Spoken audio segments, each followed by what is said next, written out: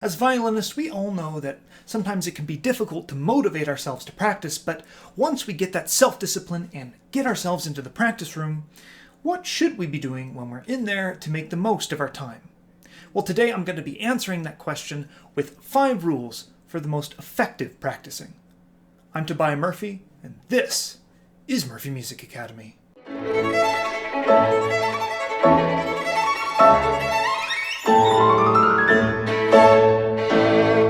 Now, if you're looking for not just the best practice advice, but personalized practice advice delivered straight to your front door, then you need to sign up for lessons here at Murphy Music Academy, either in person if you happen to live in Southeast Michigan, or for most people, online. So if you're interested in that, you should shoot an email to admin@murphymusicacademy.org. Link will be in the description below. And of course, if you like the video, then you should go ahead and like the video. And if you haven't already done this yet, go ahead and subscribe. Now on to rule number 1, consistency is more important than time spent. Now, I am not one of those people that likes to say, oh, you don't actually need to practice that much in order to get good at violin. You just have to find the secret correct way of practicing, and that's all it takes. There are only 2 types of people, in my experience, that say that, and that's the 1% of people for which that's actually true, and the other group of people that talk that way are typically people that don't play that well. The rest of us actually need to practice, and if you look through the annals of history, just about every major violinist you love spent many hours a day practicing to perfect their art. But what if, and this is very likely for most of you, you don't have hours and hours to spend each day on practicing the violin? Well, then you should take whatever time you do have and make sure that you put in at least a little bit of time every single day. This is especially true when you are a more beginner or early intermediate student. It is actually not that advisable that a beginning student practices 2 or 3 hours a day. And I know some people, it's not particularly common, but there are some beginners that get so gung-ho that they try to do that. It's actually probably counterproductive because it's likely that you don't know enough about what you're doing to avoid practicing in a way that your teacher is going to have to undo later because you spent so many hours essentially practicing the wrong thing. When it comes to the early stages of the violin, most of what you're trying to learn is good motor patterns. And these type of motor patterns are things that are served best by making sure you do a little bit of them every day, doing them incrementally, not instead of trying to master them in just one fell swoop. The other side of this is we need to think about how we actually learn things. A lot of the times when we practice, we don't get it that day. We may get it a little bit better, but it doesn't actually become a part of us until we let it stew in ourselves for a while, until we sleep on it. So having that continual process of practice something, kind of get a little bit, but then a lot of the learning happens in sort of absorbing it while maybe we're doing other things during the day, maybe while we're sleeping, and then going to it the next day and adding a little bit to that, then adding a little bit to that the next day, actually is a lot better for learning instead of trying to spend a lot of time just hammering it into ourselves. Now, for the more advanced students out there, you actually are going to have to start increasing the amount of time that you practice. However, if it doesn't work within your current life to be able to practice 2 or 3 hours every day, which would be ideal, or maybe even more, then what I would suggest is you combine both having, a certain time where you spend a lot of time practicing, because often that's what it takes to really dig into a piece of music, or maybe to get through all of the music and scales and etudes that you're learning.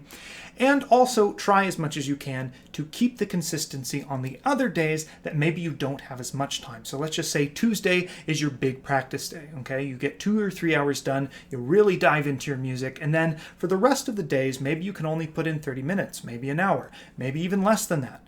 And you just go through and you try to keep whatever it is you practiced on your previous day. Just make sure that it's still stewing within you, so you keep that consistency throughout the week until your next big practice day.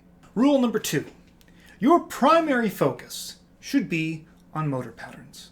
Something I like to tell my students is that my primary job as a teacher is actually to try to get them to do less and less.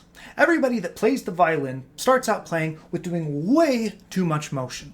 And the teacher is there, hopefully, to try to get that motion to be streamlined and to be more and more efficient. as you progress in practice, whether you are working on an actual etude or technical exercise, or you are working on your music, you want to try to shave off as much unnecessary motion as possible. Now, you might be thinking, well, I think I should be focusing on intonation or on tone or on musicality.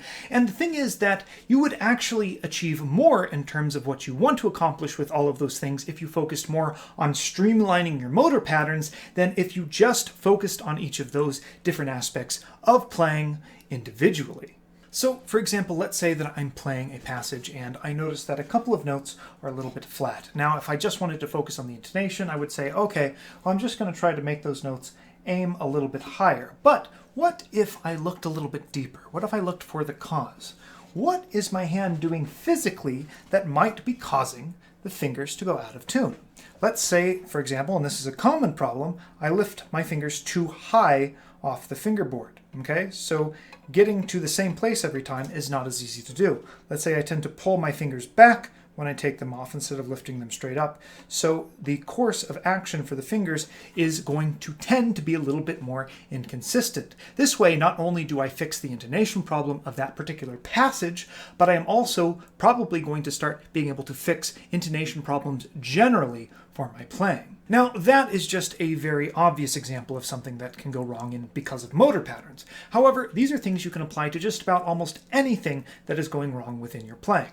Now, sometimes you will run into something that is more specific to its own problem and you're not actually doing anything wrong within your technique. But if you are having problems within your playing and you're trying to fix whether it's intonation or whether it's tone or whether it's even something like rhythm, always double check to make sure you have all your ducks in a row in terms of how efficient your motor patterns are. Rule number 3, everything is about control, control, control. Whenever you start practicing a piece of music, your primary goal, besides everything else I've mentioned so far, is that you should have complete control over every aspect of your playing. The reason why every single teacher you've had has really tried to make you understand the importance of slow practice is not because they're trying to torture you or because slow practice is, in any case, a magic thing. It's because you have to be able to start with something that you can control. So when you start your next piece of music and you start to do slow practice, because that's just what you do, you don't want to be thinking, all right, now I've got to do my slow practice, because that's just how you start when you learn a piece of music. Your focus should be, what does it take for me at the very start to be able to play this at whatever tempo that happens to be with complete calm and control over every single aspect of the music, whether that's intonation, rhythm, tone, everything. For a more concrete example of this, I'd like to take a look at the middle section of the second movement of the Mendelssohn Violin Concerto, a notoriously difficult section, both in terms of control of the bow and the fingers. And what I had a student do with a lot of these awkward double stop shifts is that you would actually stop before each one for just a little bit, and then very slowly shift. And you were meant to stop and shift in such a way that you could do the same thing every time. That control aspect I talked about. And it doesn't matter that you have to maybe break the tempo for a little bit so long as you're being very conscious of it, because what this does when you're just kind of woodshedding the section is that you can lay a groundwork for exactly the way your hand and fingers need to move to be able to hit those shifts every single time. So, for example, if we start here, I'm going to make sure I get to this easily. Shift. Take advantage of this. Here's a big one. Really make sure I can set up from here to here. Not quite as good that time. That's better.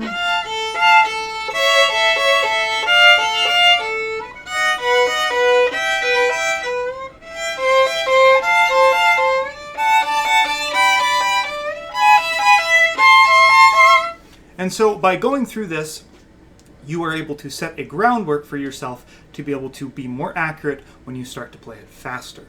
Now, another advantage of approaching practicing with this viewpoint is that you are able to start a more difficult, thorny section not from a position of fear. You might have noticed that I'm playing very, very lightly when I practice in that way. And that's because when I am approaching a difficult section for the first time, or having a student approach a difficult section for the first time, what you want to make sure you're doing is playing with as much relaxation as possible, and as much of that, as I said before, control as possible. So you play very light, you play very relaxed, and you play in such a way where nothing, because you're allowing yourself to take time for that control, feels frantic. Rule number 4. Slow practice must imitate fast performance. Continuing on with the idea of doing slow practice with specific purpose, it may not be true that if you can play something slowly, you can play it quickly. However, if you want to play something quickly, you do have to learn how to play it slowly first. But you want to make sure that you're doing your slow practice in a very specific way. For instance, let's take this rather annoying section from the last movement of the Brahms Violin Concerto.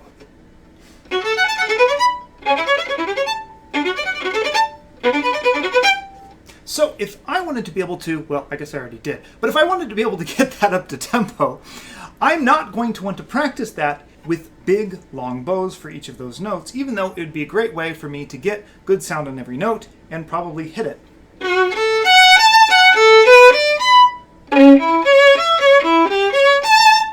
What I want to do is kind of try to figure out what I think I need to do technically in terms of bow speed, in terms of how much bow I'm using, in terms of what the arm is doing at the fast tempo, and try to mimic that at the slow tempo. So instead, what I would be trying to do at a slow tempo would be this.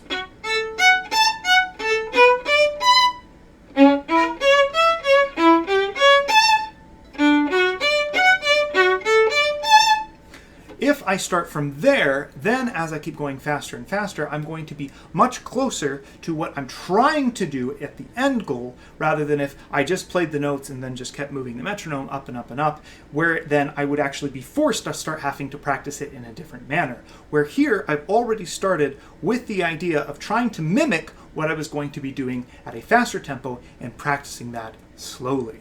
Now you may be thinking to yourself, wow, Tobiah, that seems like an incredibly obvious point. Why would you even bring that up? But you would probably be surprised just how often, maybe not yourself, but probably you, doesn't pay attention to this when they are practicing something slowly. You play with way too big a bow on notes that you would never be able to use that much bow on when you're going up to tempo. You are using way too much motion in your fingers that you would never be able to get away with in a fast passage when you're practicing it slower. These are things that once somebody points them out to you, you're like, oh yeah, that is incredibly obvious, but most people, until it's pointed out to them, do not realize that this is how they are supposed to be practicing. Rule number 5, and this would not be a Murphy Music Academy video without this, focus on your bow. Now, I made an entire video about this, which you should now go watch, so I don't really have a whole lot to say here. However, suffice it to say that just about everything you do in your left hand does not mean anything at all if you do not have good bow technique. The bow should lead the playing, and often the fingers, if they are well practiced, will take care of themselves if most of your mind is focused on what your bow is doing. Anyway, these have been my top 5 rules for practicing violin. I'm sure there are more, so why don't you drop a few of your favorites down in the comments. In any case, I've been Tobiah Murphy for Murphy Music Academy, always here to remind you that there is no pleasure in mediocrity. Happy practicing, and I'll see you next time.